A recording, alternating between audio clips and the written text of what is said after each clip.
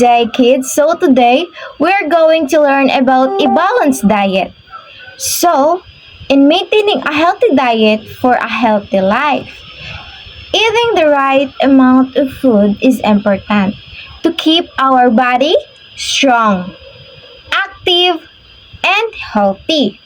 So, what is a balanced diet? Exactly is a balanced diet. So, a balanced diet is a fundamentally about nourishing your body with a variety of foods that provide all the essential nutrients required for optimal physiological function. It's not about restrictive eating, but rather a holistic approach that includes a diverse range of foods from all the major food groups. So, a balanced diet is all about giving our body the right nutrients it needs by eating a variety of foods. It's not about eating less, but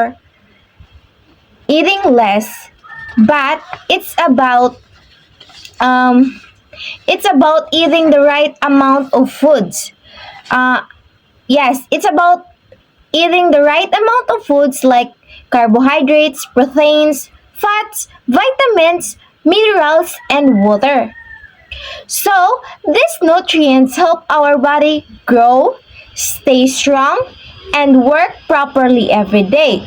So, now that we all know what is a balanced diet, let's look at its essential components. Each type of food we eat has an important role in keeping our body healthy. In the next part, we'll break down these components and see why they are important to us.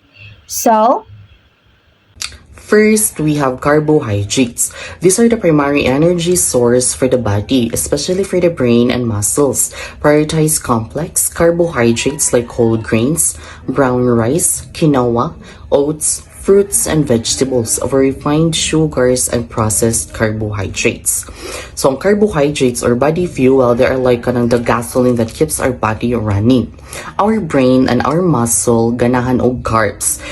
Our brain uses them to think and our muscles uses them to move. So there are two types of carbs, the good carbs and bad carbs. So first we have the good carbs. Good carbs are complex like brown rice, oats, quinoa, fruits, and vegetables. So mani ang maghatag sa atwa og steady energy and will keep us full longer. While bad carbs or refined processed like white bread, candies, and soft drinks, this gives quick energy but dali ra ta kapuyon og gutomon. So in short, dapat mukaon ta og good carbs like rice, oats, fruits, and veggies because they give us long-lasting energy. And we should avoid kanang too much sugar and junk food because they only give short bursts of energy. Next is proteins. Crucial for building, maintaining, and repairing tissues, proteins are essential for muscles development, immune system health, enzymes function, and hormone production. Include lean protein sources like poultry, fish, beans, lentils, tofu, and low-fat dairy. So proteins or bodybuilders, they help your body grow, stay strong, and fix itself when something is damaged. So unsa may mabuhat sa protein sa ato ang lawas. So first, magbuild og muscles. Second, keep your immune system strong, helps fight sickness. Make enzymes like tiny helpers for digestion and body processes. Make hormones like chemical messengers that control body functions. So, unsa may mga foods that have a good source of proteins. So, we have chicken, fish, beans, lentils, tofu, low-fat milk, cheese, and yogurt. So in short, proteins are like the construction worker of your body. They build and repair while also keeping your body system working properly. So hi everyone, I know we talk a lot about eating right and staying healthy in class. But today, I want to really break down two things that our bodies absolutely can do without minerals and water. So let's start with minerals. So minerals like vitamins, Minerals are essential for numerous bodily processes, including maintaining healthy bones and teeth. So, calcium, phosphorus, nerve function, sodium, potassium. Muscle function is magnesium and calcium. And fluid balance is sodium and potassium. And oxygen transport is iron. Sources include diverse vegetables, fruits, dairy, and lean meats and whole grains.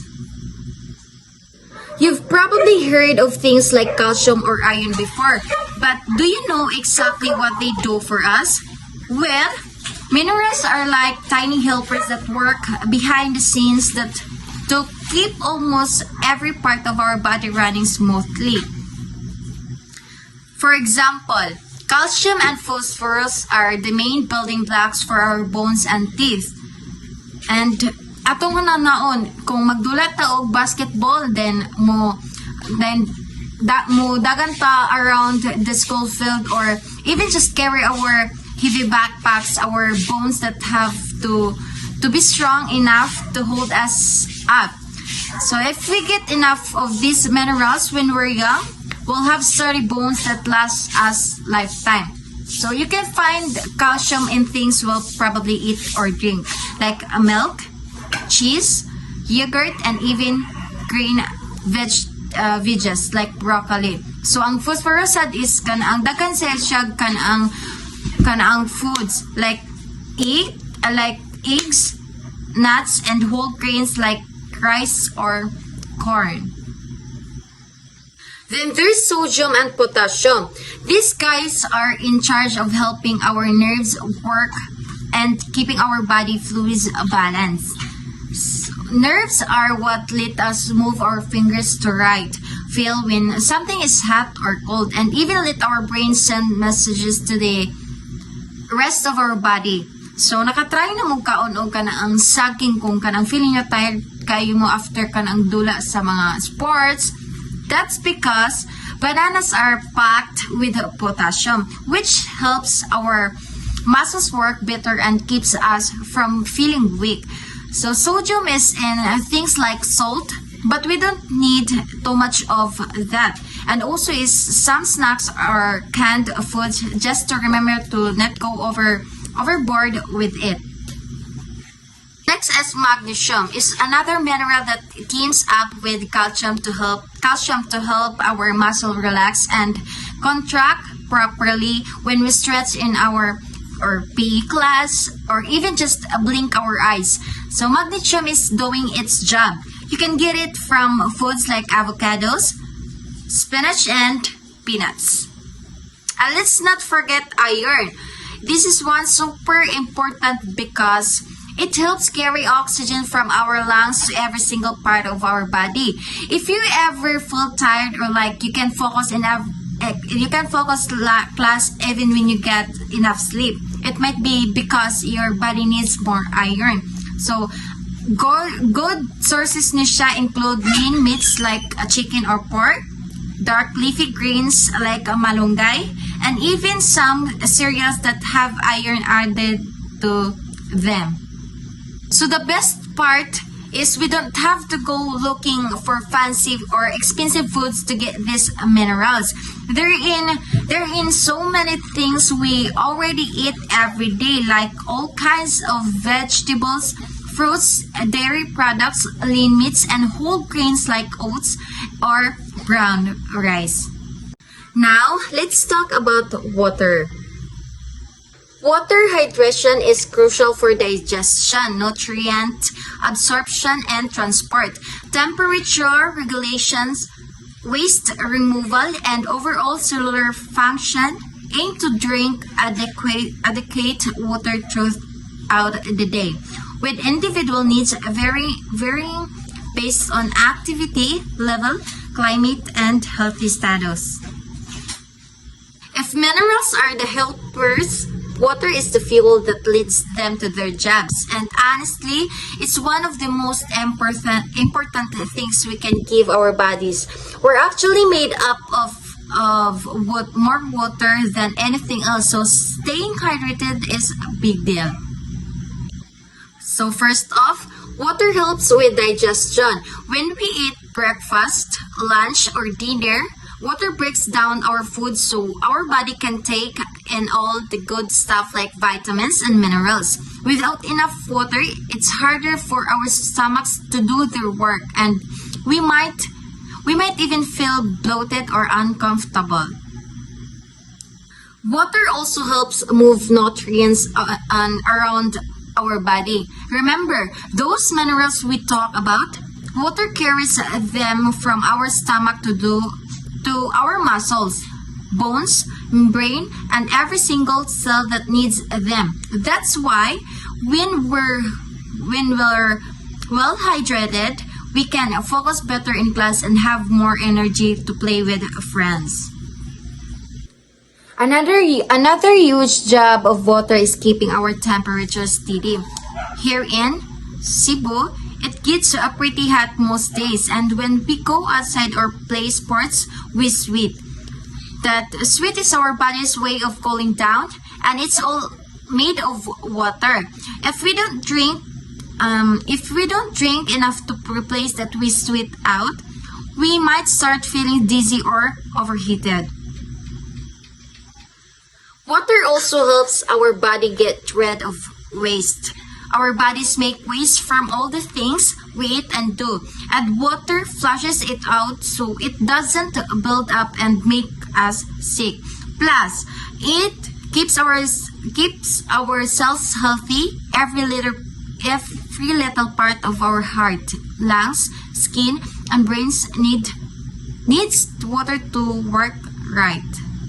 Okay, next is vitamins. So these micronutrients play diverse roles in various bodily functions such as immune function, bone health, energy metabolism, vision, and antioxidant production. A diet rich in a variety of fruits and vegetables ensures a wide range of vitamin intake. Okay, vitamins, those tiny nutrients that do huge jobs in your body. They help you fight off colds, keep your bones strong, turn the food you eat into energy, help you see clearly, and even protect your cells from damage. So the best way to get all the vitamins you need is to eat a lot. To eat lots of different fruits and veggies. So for example is eat orange or mangoes if you want to boost your immunity. Munch on carrots or sweet potatoes for better eyesight. And add whole grains like brown rice or eggs to get energy boosting B vitamins. Alright, let's continue talking about balanced diet. Today we're focusing on two parts, which is the fats and vitamins. First up, healthy fats are vital for brain function, hormone production, nutrient absorption, fat-soluble vitamins A, D, E, K, and cell membrane integrity. Focus on unsaturated fat sources like avocados, nuts, seeds, olive oil, and fatty fish like salmon and mackerel. Okay, a lot of us think all fats are bad, but dili na siya tinuod. Healthy fats are actually really important for our bodies. So why? Because they help your brain work properly, make the hormones you need, and even help you absorb certain vitamins like A, D, E, and K. Plus, they keep your cell tough and healthy. So, the question is, where do you get these good fats? So, makita siya sa mga olive oil on your food when you cook.